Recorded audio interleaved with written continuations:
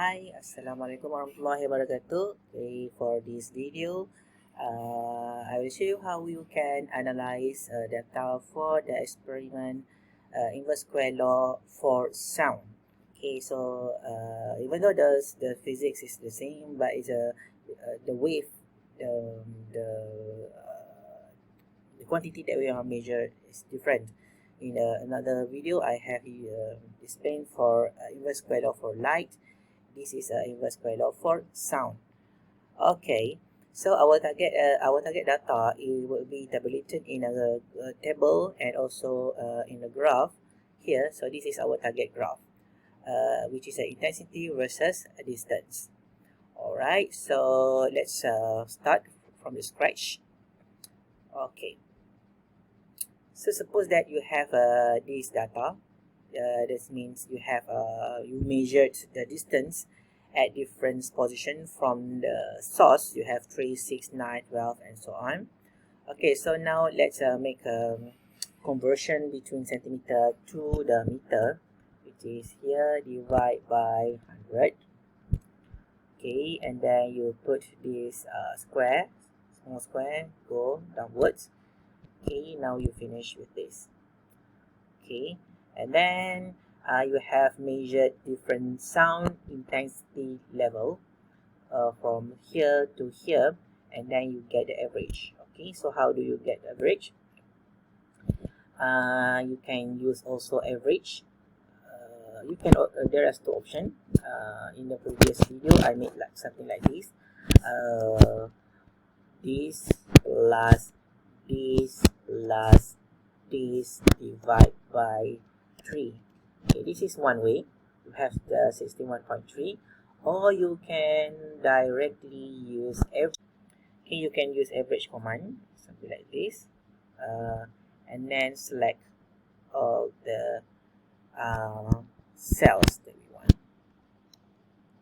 Okay, so you will get the same thing, but using average, you do not need to select one by one cells. If you have many cells or you have many columns, the average will calculate automatically all columns that you select. So it is more convenient to use average.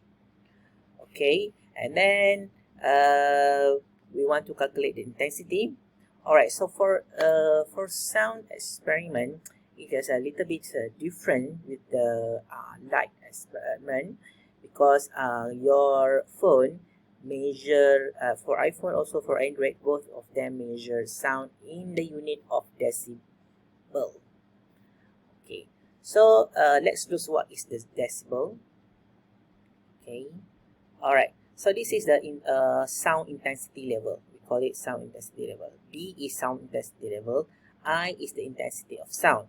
So they are related with this formula, which is the sound intensity level equal to 10 log 10 I, the intensity divided by the 10 power by minus 12. So we can calculate directly the intensity of sound by the value measured by our smartphone. Okay, so by manipulating this equation, we have I equal to 10 power by the sound intensity level divided by 10. Okay, so from here we will calculate the intensity of the sound. So sound intensity and sound intensity level is two different quantity.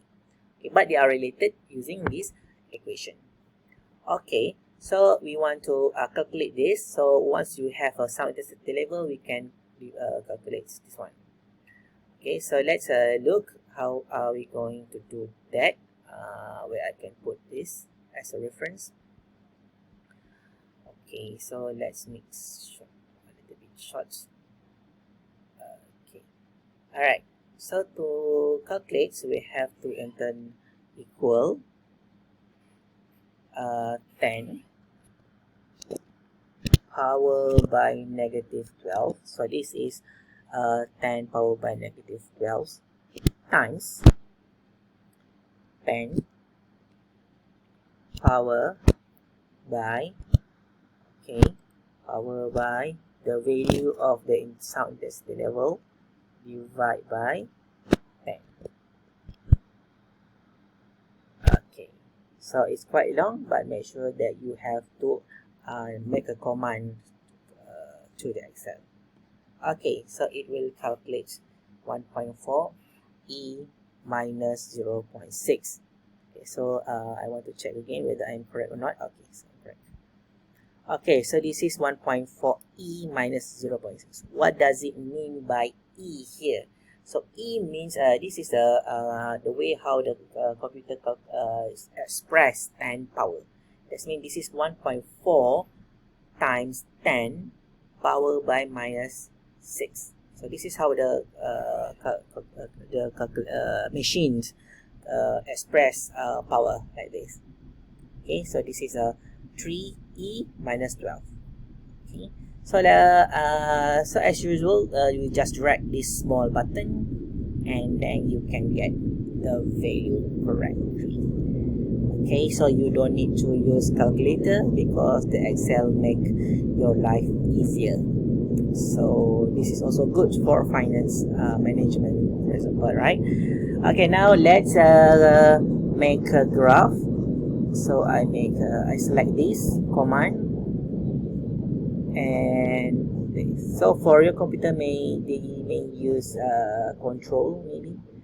Okay, so try it out. Okay, so I select these two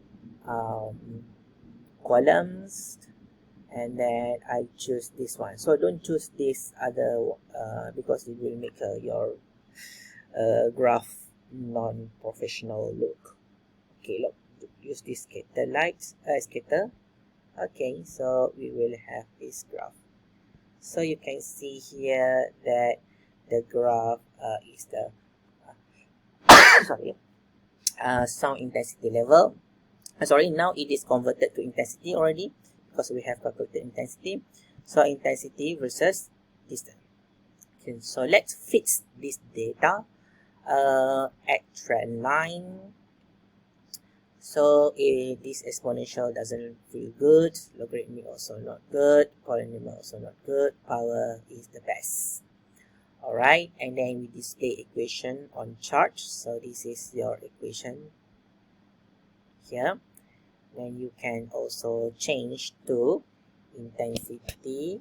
Sorry, you can change to intensity and the distance r, and you can make it bigger by changing here. Depends. But this is you have to explore yourself. Okay, so we have this mathematical equation.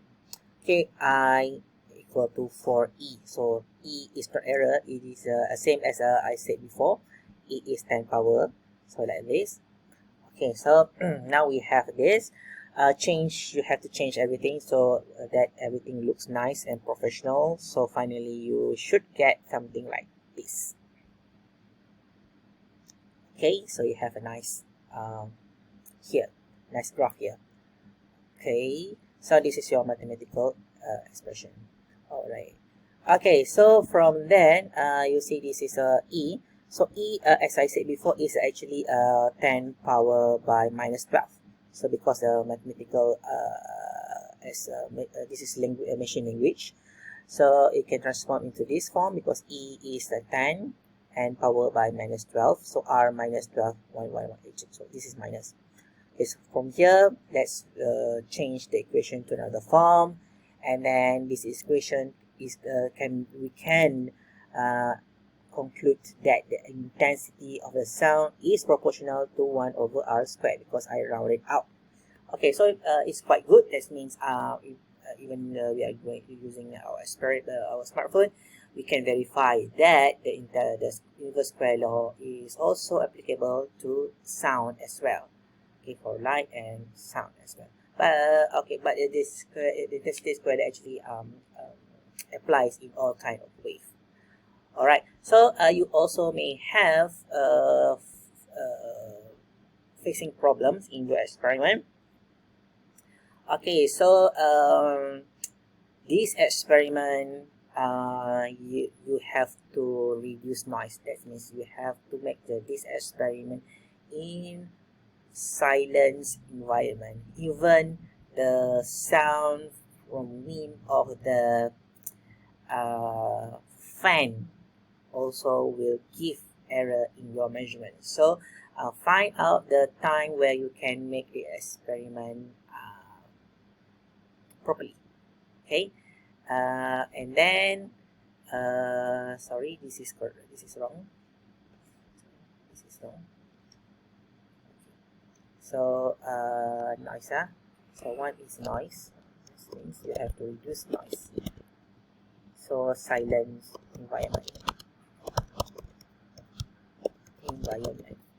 Okay, next is a sound source. So for a sound source, you cannot use any sound. You have to. It is best to use a one sound source which has a specific frequency and specific loudness.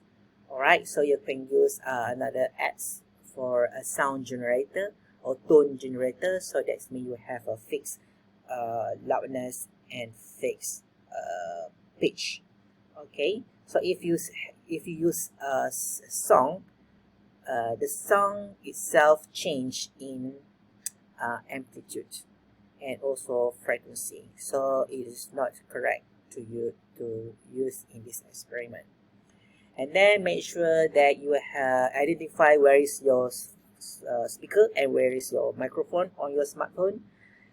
Okay, so if you're usually for Mac, for iPhone they have around here, so you can test where is your the location of your microphone and then your sound source. So make sure they are properly aligned, and it is better to elevate above floor, or make sure there is no barrier or wall around it, because if you have any barrier, so this will reflect the sound to your phone, and it will also affect your measurement. So you need a wide space and elevate a little bit your speaker and your phone, so that you don't measure the reflected sound, you measure the direct sound.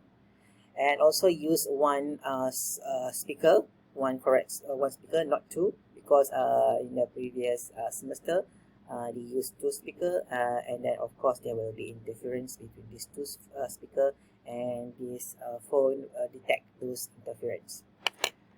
Next, okay, so for environment is straight lines, and then you have to check that actually your phone must measure the sound in decibel, and then you will change to intensity. So hopefully you can perform this experiment correctly. Okay, good luck.